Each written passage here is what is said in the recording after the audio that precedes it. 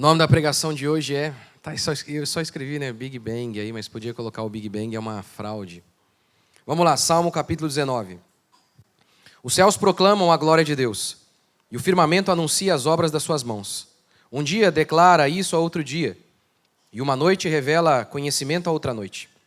Sem discurso, nem palavras, não se ouve a sua voz, mas sua voz se faz ouvir por toda a terra e suas palavras até os confins do mundo. E por aí vai. O salmista está dizendo várias e várias vezes que o céu, a natureza, sem voz, ela prega. E ela prega o quê?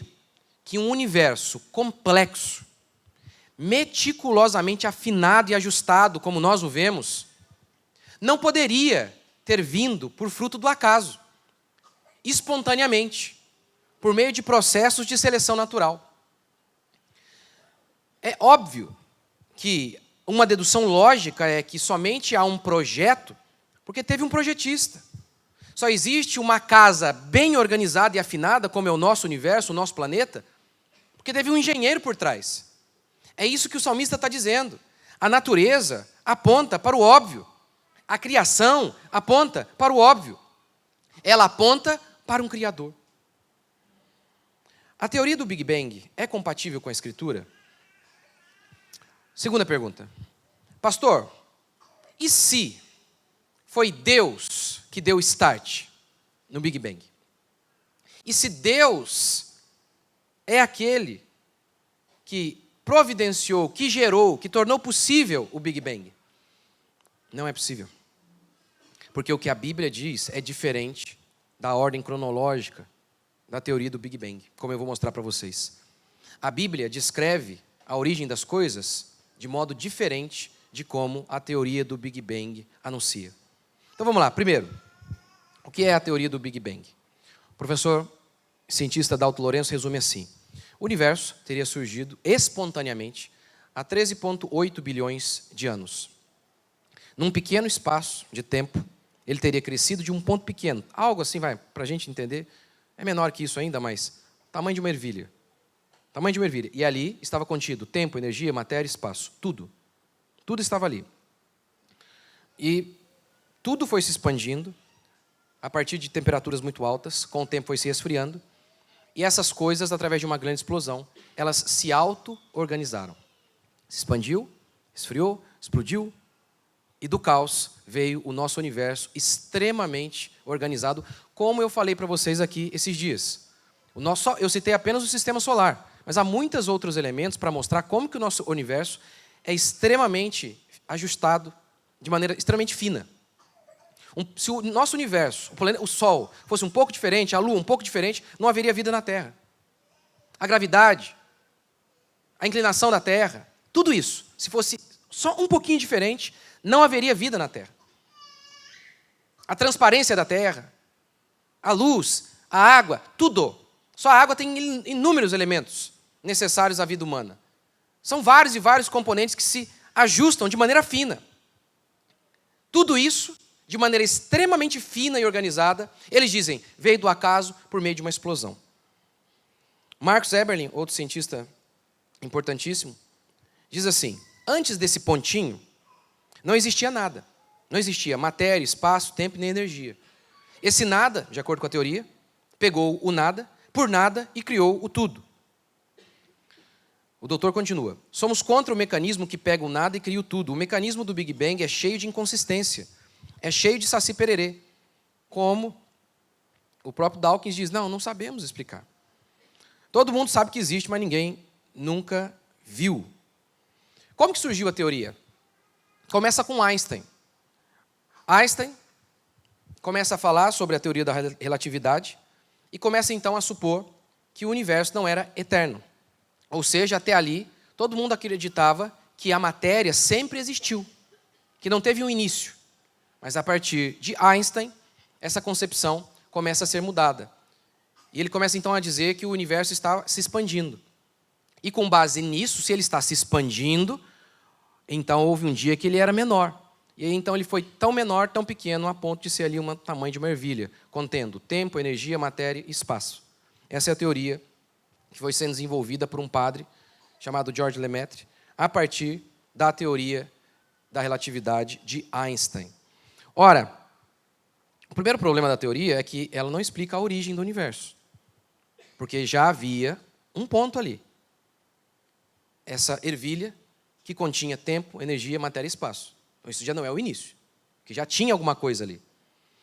William Craig, defendendo Deus através do Big Bang, algo que eu discordo, mas ele estava defendendo num debate, contra um homem chamado Peter Atkins.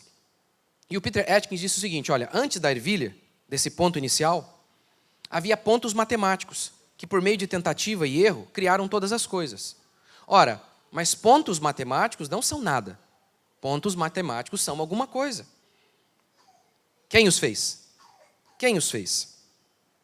E é interessante que muitas das coisas que eles falam como descobertas científicas que comprovam a teoria do Big Bang, não são descobertas. São interpretações de um fato. Exemplo, a radiação de fundo. Dois cientistas chamados Penzias e Robert Wilson, em 1965, por acidente, descobriram a tal radiação de fundo. Ok, descobriram uma radiação de fundo. Mas por que isso prova o mecanismo da evolução? Descobrir a existência de um elemento prova como ele surgiu? A descoberta de um fenômeno não é a prova de sua causa, simplesmente porque identificamos um novo fenômeno. Isso prova como ele se desenvolveu, como ele surgiu, quais os mecanismos que foram utilizados para que eles surgissem? Não prova, de forma alguma. Por fim, como explica muito bem o professor Adalto Lourenço e o Dr. Marcos Eberlin, o James Webb, ele fotografou esse satélite, essa câmera fotográfica científica gigantesca, fotografou o universo e não viu nada disso, nada em relação à teoria. Na ciência é assim, você tem uma teoria e você precisa achar um respaldo na realidade. Você precisa encontrar um respaldo na realidade. Mas o James Webb mostra que o universo é diferente daquilo que a teoria afirma. No Big Bang, você tem uma ervilha que passou para essa monstruosidade que é o nosso universo hoje. O James Webb, entretanto, descobriu que lá na origem as galáxias eram gigantes e prontas. Logo após o Big Bang, já havia galáxias gigantes e prontas. Algumas matérias de revistas científicas. A primeira que eu coloquei ali, depois vocês podem conferir, Revista Galileu. Imagens do James Webb desafiam teorias sobre como o universo evoluiu. George Whitstock, cosmólogo da Universidade de Cambridge, na Inglaterra, que participou das pesquisas com o James Webb, disse o seguinte: olhar tão fundo no passado, mostrando que no início o universo era bem diferente do que imaginávamos. E aí eles continuam. Nessa mesma matéria, a revista Veja, eu vou mandar para vocês o meu esboço e lá tem um link para vocês conferirem. Expondo imagens inéditas de aglomerados de estrelas formados 300 milhões de anos após o Big Bang, praticamente os primeiros segundos de existência de um universo com cerca de 13,8 bilhões, porque nas contas deles, que a gente não acredita também, o universo tem 13,8 bilhões de anos. 300 milhões é nada, por isso eles dizem, o Big Bang aconteceu, logo em seguida a gente viu essas imagens aqui, 300 milhões de anos depois. Logo em seguida, como? Universo com estruturas prontas e gigantes. O resultado abalou as estruturas do mundo científico, que supunha que as primeiras galáxias fossem pequenas e opacas, óbvio. Se a teoria se expandiu e do começo, lá no comecinho eram pequenas, como é que a gente está vendo aqui através de foto? Que elas não eram pequenas coisas, porque não são pequenas. Devido à escassez de elementos químicos complexos, as imagens do James Webb revelam o contrário, que esses aglomerados são inesperadamente grandes e brilhantes. O que sugere uma evolução, eles ainda continuam com a ideia da evolução, mas sugere uma evolução diversa das conjecturas até então em vigor. Mas você vê, eles estão reconhecendo. A teoria foi posta em xeque. De acordo com a teoria, lá atrás, tudo devia ser pequeno. Mas quando a gente olha a foto, tudo é grande. Como é que pode isso? A gente vê um monte de galáxias grandes. Como é que pode isso? E pronta. Parecido com Gênesis, que Deus fez tudo pronto. Num dia. E Deus disse e tudo se fez. Haja luz e houve. Haja terra e houve. Haja céu e houve. As estrelas e houve. Tudo pronto. Segunda pergunta. Pastor, Deus não poderia ter usado o Big Bang? Não. Como explica o cientista Adalto Lourenço, Não, porque Deus disse como ele fez. E o modo que Gênesis declara como Deus fez é diferente de como a teoria do Big Bang declara como as coisas começaram. Primeiro, a ordem da criação. De acordo com o Big Bang, primeiro as estrelas foram criadas e das estrelas, pluft, elas explodiram. É lindo o processo. Elas se chocam, explodem e sai o nosso planeta Terra perfeitinho. É tipo assim, ó, um Uno bate num Fusca, sai uma Ferrari. Faz o teste aí, vê se dá certo. Pá! É isso. Então aqui, essa é a teoria. As estrelas surgiram primeiro, depois a Terra. Não é assim que Gênesis declara. Gênesis declara que no primeiro dia Deus fez a terra e no quarto dia Deus fez as estrelas. As ordens estão diferentes. Segundo, o tempo é diferente. Deus fez tudo em 6 dias. O Big Bang declara que foram bilhões e bilhões de anos. A palavra dia ali, pastor, em Gênesis, significa eras. É o que alguns dizem, alguns cristãos, para tentar encaixar o Big Bang. A palavra dia ali em Gênesis, que fala que Deus criou tudo em 6 dias, é Yom. Na maioria das vezes, traduzida significando um período de 24 horas. Exemplo, Deuteronômio 1:2. Jornada de 11 dias há desde Horebe, pelo caminho da montanha de Seir até Cades Barneia. Às vezes, a palavra Yom significa um período de tempo maior. Ela concebeu e, passado o devido tempo, teve um filho, a quem chamou Samuel, pois dizia, do Senhor o pedi. Ela, passado devido tempo, ou seja, alguns dias. Então aqui tempo tem o sentido de um período maior, de dias. Mas o problema é que em Gênesis não dá para dizer que Yom ali significa eras ou um período de tempo maior. Sabe por quê? Primeiro, olha o que Gênesis 1 declara. Chamou Deus a luz dia e as trevas noite. Houve tarde e manhã o primeiro dia. Sempre associado à tarde e manhã, referindo-se então a um período de 24 horas. Além disso, há um segundo grande problema na interpretação de que dias ali em Gênesis significam eras, milhões de anos. Por quê? Porque em Êxodo, Deus ordena que o povo de Israel imite Deus na criação. Trabalhe 6 dias e descanse no 7º. Se dias ali significam milhões de anos, imagine, o 7º dia significaria milhões de anos. Milhões de anos sem trabalhar. Só um petista para obedecer. Impossível. Veja o que declara Êxodo. 6 dias trabalharás e farás toda a tua obra. Mas o 7º dia é o sábado do Senhor teu Deus. Não farás nenhum trabalho. Nem tu, nem teu filho, nem a tua filha, nem o teu servo, nem a tua serva, nem o teu animal, nem o forasteiro das tuas portas para dentro. Porque em 6 dias fez o Senhor os céus e a terra, e o mar e tudo que neles há. E ao 7º descansou. Olha, vocês vão fazer do jeito que Deus fez. Não tem como fazer isso aqui se os dias não são literais, de 24 horas. Nenhum comentário bíblico, isso é interessante, nenhum comentário bíblico antes do século XVIII faz qualquer menção a esse tipo de interpretação. Que dias ali em Gênesis não significam 6 dias, 7 dias, mas sim milhões e milhões e milhões. Nenhum comentário. Aí surge Darwin, surge a teoria do Big Bang e pronto. Aí os comentaristas falam, olha, eu acho que aqui, não sei não, tá? Acho que não é bem isso. Por quê? Porque a ciência está dizendo outra coisa. Aí os pastores com medo da ciência, crendo que a ciência é irrefutável, é inerrante. Aí eles tentam salvar a Bíblia. Mas não tem como crer nisso. Mas pastor, não tem um texto que diz assim, ó, mas vós, amados, não ignoreis uma coisa, que um dia para o Senhor é como 1000 anos, e 1000 anos como um dia. Aí, pastor, primeiro, o contexto aqui é sobre Gênesis. Porque lá o texto é claro. Tarde e manhã, primeiro dia. O contexto aqui não tem a ver com Gênesis. Segundo, para quem aqui um dia é como 1000 anos? O que o texto está dizendo? Para Deus, para você não. Para você não. É para Deus que é. Porque Deus não é preso ao tempo. Eu e você somos.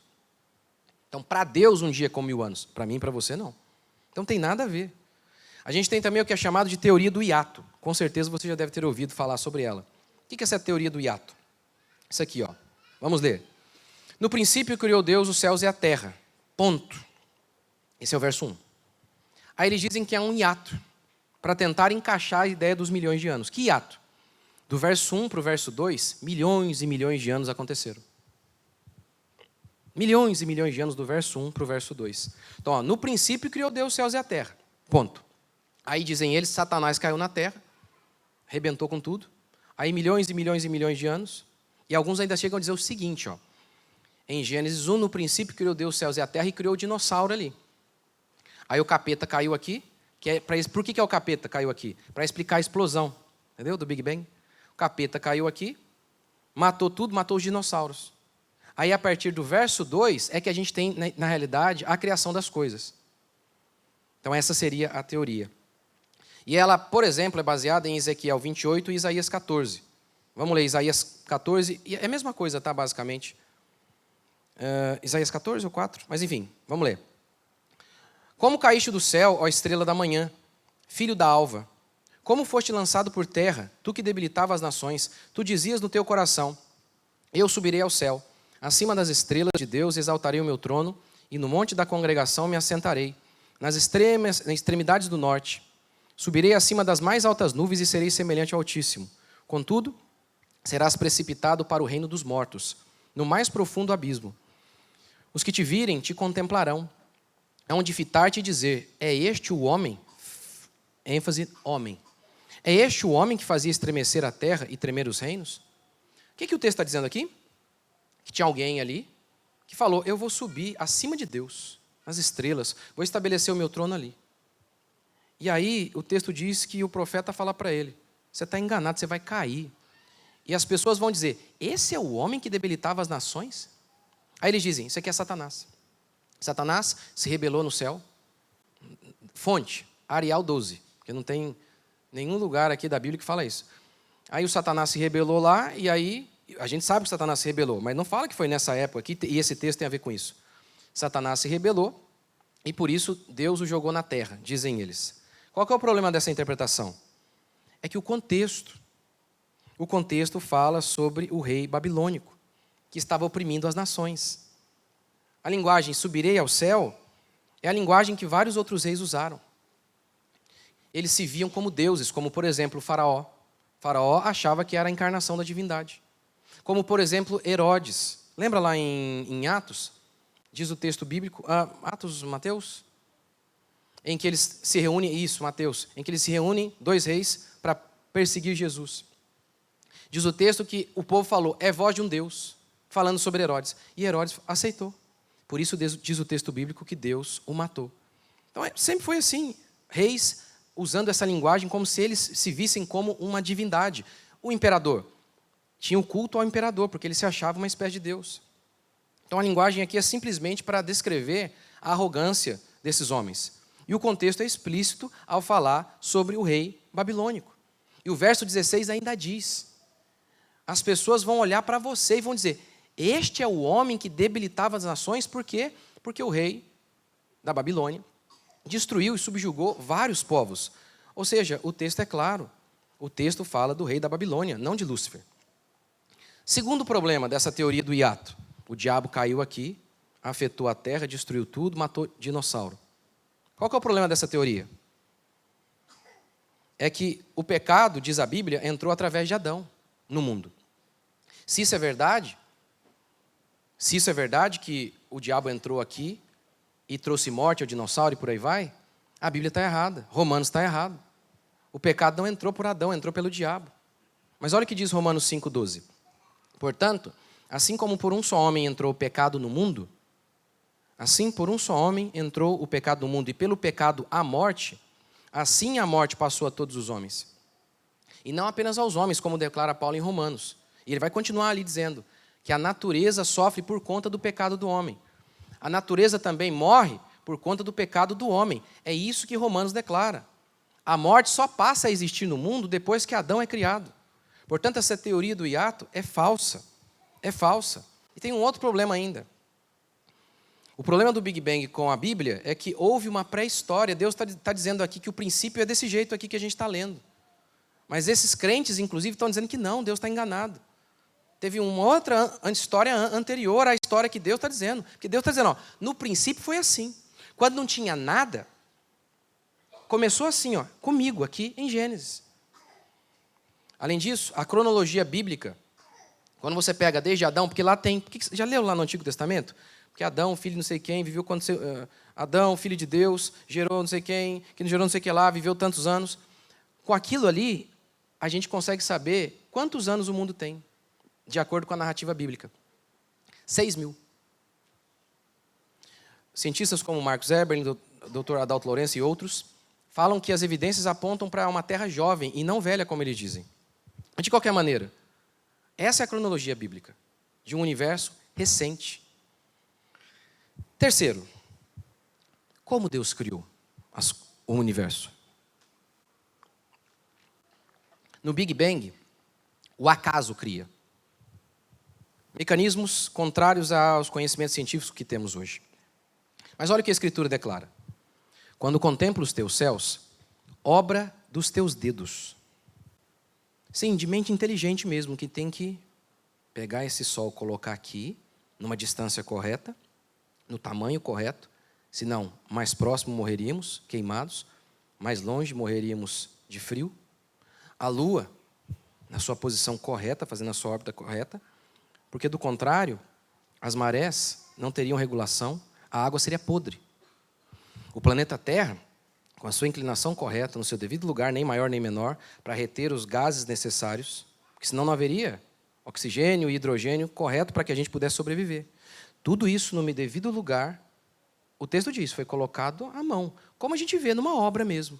Tem uma mente inteligente e tem um executor, porque é muito organizadinho. O universo é muito mais organizado ainda, é muito mais complexo do que as nossas casas. E todo esse ajuste fino, diz o texto, Deus, obra de seus dedos. Óbvio, a gente sabe que Deus não tem dedo, mas é para retratar isso. A inteligência divina orquestrando todas as coisas, planejando cada coisa. Olha o que Dawkins disse. A física está trabalhando no problema de explicar o que desencadeou o Big Bang. Está vendo? O problema, porque eles não têm solução. E alguns cosmólogos sugerem que pode ter sido a flutuação quântica de uma forma de nada que obedece a leis físicas. Seja qual for a solução, ela não será algo que se assemelhe a um criador consciente ou a um design inteligente. Eu já falei para vocês aqui dele, lembra? Semana passada, que o Dawkins disse o seguinte, ainda que uma estátua da Virgem Maria aparecesse para mim, dizendo que Deus existe, eu não iria acreditar. Isso é ciência? Negar as próprias evidências que estão diante de seus olhos? Isso é ciência? Isso não é ciência. Então, os cientistas, eles têm dogmas. Os cientistas acusam os religiosos. Vocês têm dogmas, e mesmo quando os olhos de vocês veem na evidência que isso é contrário ao seu dogma, você continua crendo no seu dogma. Isso aqui é que é crer em um dogma. Ele tem um dogma e ele não está aberto à possibilidade de estar errado. Ainda que uma evidência esteja diante dele, falando para ele, mostrando para ele um milagre claro. Provérbios 3,19. O Senhor com sua sabedoria fundou a terra. Com inteligência estabeleceu os céus. Esse é o meio que as coisas aconteceram. Não processos aleatórios, mecanismos estranhos às leis da física. Marcos. E ele despertando, repreendeu o vento e disse ao mar, acalma-te, silencia-te. E o vento se aquietou. Porque é isso que a Escritura declara. Que Deus, pela sua palavra, criou todas as coisas, organizou os elementos e os colocou no devido lugar. Assim como ele fez naquele dia, quando Jesus Cristo acalmou o mar, falou, para, descansa agora. E o mar foi para o seu lugar. Por quê? Por meio do seu poder, por meio da sua inteligência. É isso que a Escritura declara. Isaías 45:12. Eu fiz a terra e criei nela o homem. As minhas mãos estenderam os céus, e todos os seus exércitos dei as minhas ordens. Foi através da ordem de Deus. Deus deu ordem e os elementos o obedeceram. Marcos 4,39. Ele diz, isso eu já citei, né? Hebreus 11:3. Pela fé, entendemos que foi o universo formado pela palavra de Deus, de maneira que o visível veio a existir das coisas que não aparecem, como a gente lê. E Deus disse, haja luz. E houve. Haja estrelas. E houve. Salmo 33. Pois ele falou e tudo se fez.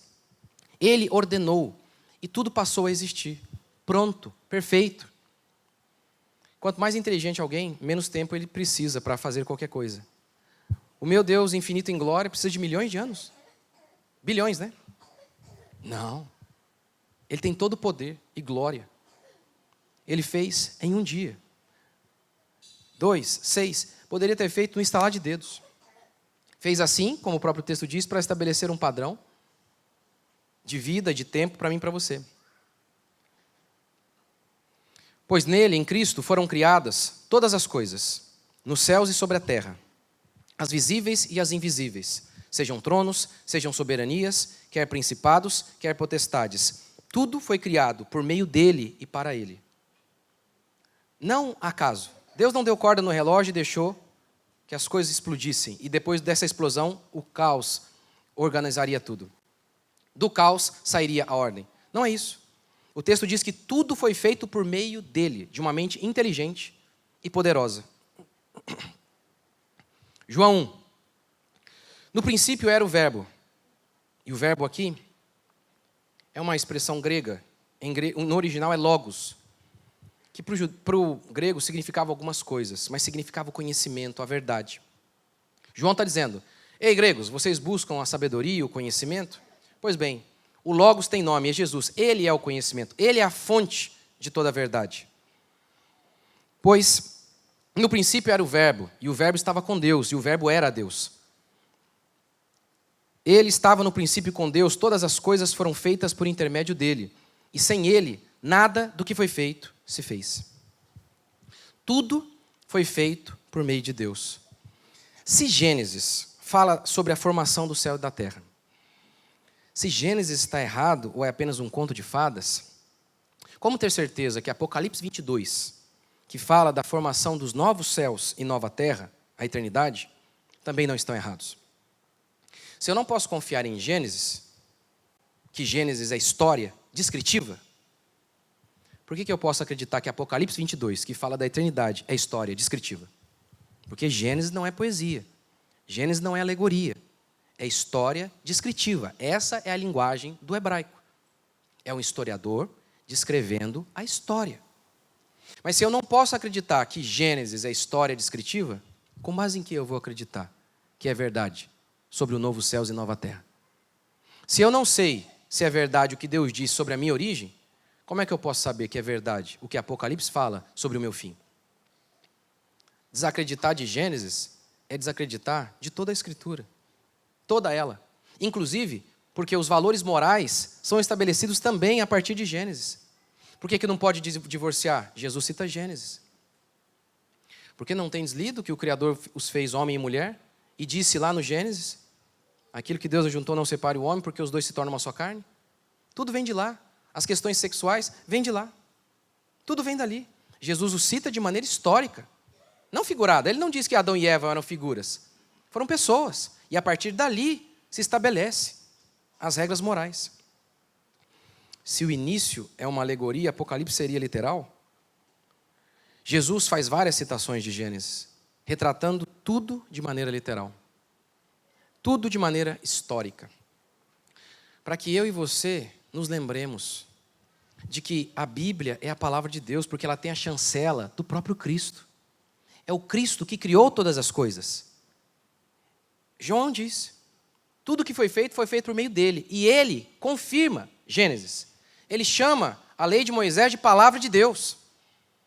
É esse ser que nós temos certeza absoluta que é Deus, que está dizendo, que está confirmando, que está chancelando Gênesis. O ser que criou todo o universo, não sabe como ele foi feito, escreveu de maneira errada? O ser que criou todas as coisas, criou a Bíblia. Se esse ser criou o universo, ele tem que estar certo sobre essa criação. Então aquilo que ele escreveu tem que estar certo. Se aquilo que ele escreveu aqui está errado, então será que esse aqui é o ser mesmo que criou todas as coisas? Porque ele escreveu algo diferente? Não faz sentido. Isso aqui é verdade porque é o próprio Cristo trazendo a chancela para nós. É o próprio Cristo dizendo como as coisas foram feitas. E não apenas isso. A lógica nos aponta para essa direção. E as leis físicas e científicas que conhecemos hoje, o James Webb, mostram, não faz sentido as teorias. Teorias vendidas a rodo por anos. Assim como tantas outras, que foram se provando falsas e erradas. Essa é só mais uma, dentre tantas e tantas outras. Várias e várias coisas que muitos cientistas falavam, olha, isso aqui é mentira na Bíblia. Sabe aquela cidade lá que é citada lá no livro de Reis? Mentira, porque a gente não encontrou nenhuma. Aí lá vem uns arqueólogos e começam a cavar e encontram. Você sabia que várias e vários arqueólogos, fazendo suas pesquisas, partiram da Bíblia como ponto de referência geográfica? A Bíblia diz que em tal lugar, no lugar ao lado de tal cidade, teve isso, isso e isso. E a partir da Bíblia como referência, eles fizeram várias e várias descobertas. E a cada dia, mais e mais, a ciência verdadeira apenas prova aquilo que a Bíblia fala. Apenas declara o que a Bíblia fala. Assim como em Gênesis, Deus diz que cada espécie surgiu de uma própria espécie. Cada espécie reproduziu de acordo com a sua espécie, melhor dizendo. E Mendel foi e provou isso ao fazer os seus experimentos com a ervilha. Você só pode transmitir para as próximas gerações aquilo que está no seu código genético. Se não há asa em você, você não transmite asa. Diferentemente do que disse Darwin. Os mamíferos ficaram planando na árvore, fugindo dos predadores, começaram a morar nas árvores e eles começavam a pular de árvore, de galho em galho. E de tanto pular, eles começaram a planar. Dou todos os bilhões de anos para você subir na árvore, hein, meu filho? Não vai criar asa, não. Porque Mendel já falou que isso não é possível. Não é possível. Não é possível. E quando eles dizem, mas vocês estão vendo isso em laboratório, e vocês estão vendo que em laboratório nada evolui, não é? Sim, porque isso é ciência. É aquilo que é observável. Aí eles dizem, não, mas aqui aconteceu em bilhões de anos. Está vendo? É o que Popper falou. O que Popper falou? Desenvolveu a filosofia da ciência. Aquilo que não pode ser investigado não é ciência. Aí quando eles dizem, aconteceu em milhões de anos, aí a gente não pode investigar. Porque não tem como. Quem vive bilhões de anos para investigar? Isso não é ciência, disse Popper. Isso não é ciência. Isso é dogma, que vai contra todos os preceitos científicos que conhecemos hoje. Por quê? Porque a Bíblia é a palavra de Deus não apenas sobre o céu, meu querido. A Bíblia é a palavra de Deus sobre toda a realidade. Ela é a base de todo conhecimento, como Provérbios declara. O temor do Senhor é o princípio da sabedoria. É partindo da Bíblia que nós temos conhecimento de todo o mundo, de toda a realidade, sobre quem nós somos, sobre o que é o mundo, de onde viemos e para onde vamos. E o que a Escritura declara é: Deus criou os céus e a terra, e Deus vai refazê-los ao criar a nova Jerusalém. Nós viemos de Deus e nós vamos voltar para Ele. E um dia nós estaremos de pé diante dEle e seremos julgados por nossos feitos. E aqueles que não creram nele serão levados para o inferno e viverão lá eternamente. Mas aqueles que acreditaram em Cristo Jesus, aqueles que acreditaram na sua palavra e obedeceram a sua palavra, viverão com Cristo eternamente em novos céus e nova terra. Quantos creem? Vamos ficar de pé?